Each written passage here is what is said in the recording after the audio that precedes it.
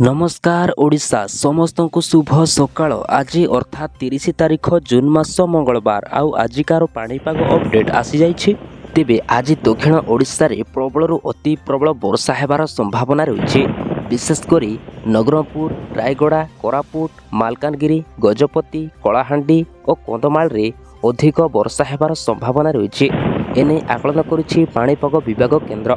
उत्तर ओडिशा रे विभिन्न स्थान रे घड़घड़ी सह वर्षा हेबार संभावना रही।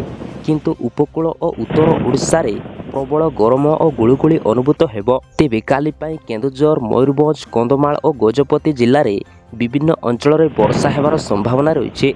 उपकूल ओडिशा और अभ्यंतरण ओडिशार विज्ञप्ति स्थान रे वर्षा हेबार संभावना रही।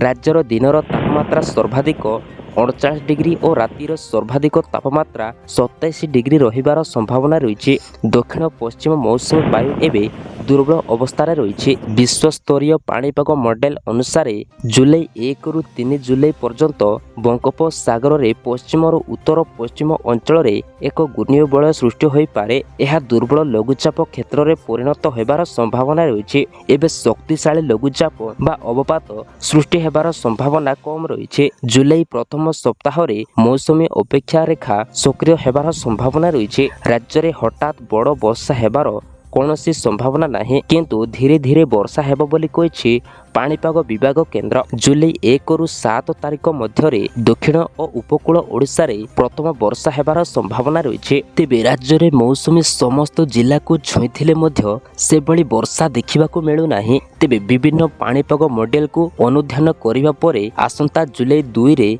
एक लघुचाप क्षेत्र सृष्टि हेबार संभावना रही। यार प्रभाव रे आज ठारू वर्षा आरंभ हेबार संभावना रही बोली कहिछि पाणीपाग विज्ञानी शरत साहू। तेबे अन्य पक्षरे भुवनेश्वर पाणीपाग विज्ञान केन्द्र पक्षरु मिलिथिबा सूचना अनुसार आज राजधानी समेत बालेश्वर, बारिपदा, झारसुगुड़ा, टिटलागढ़, जाजपुर, नगरपुर एवं राउरकेला रे वर्षा हेबार संभावना रही। किछि अंचल रे बिजुली घड़घड़ी सह वर्षा हेबार संभावना रही।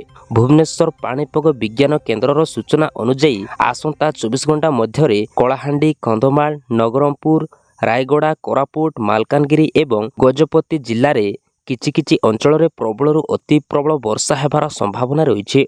पवनर बेग घंटा प्रति 40 रु 50 किलोमीटर बेगरे पवन बहिब बोली कहिछि पाणीपाग विभाग केन्द्र। तेबे कलाहांडी, कंधमाल, नगरपुर, रायगड़ा, कोरापुट, मालकानगिरी एवं गजपति जिलार केतेक अंचल रे बिजुली घड़घड़ी सहित वर्षा हेबार संभावना रही।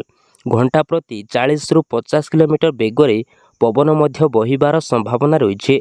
एथिपाई एहि सब जिलागुड़िक को पाणीपाग विभाग पक्षरु येलो वार्निंग जारी करिछि पाणीपाग विभाग केन्द्र।